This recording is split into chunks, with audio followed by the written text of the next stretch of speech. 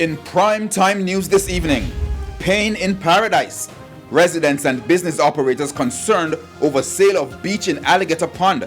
A prime-time news in focus report. Talking garbage. Torrington Park residents meet with authorities about worsening garbage issue.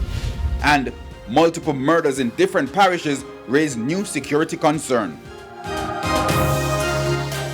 Good evening and welcome to Primetime News. We're on air and online at onespotmedia.com. I'm Janella Precious. Also this evening, the business day, Primetime Sports, sports commentary, E-Prime and weather. But before the break, the feedback question. And this evening, we're asking, what are your views on the overall management of the National Football Program? You can share comments online, facebook.com/television Jamaica and tweet us at televisionjam1. Please stay with us. Primetime News returns after this break.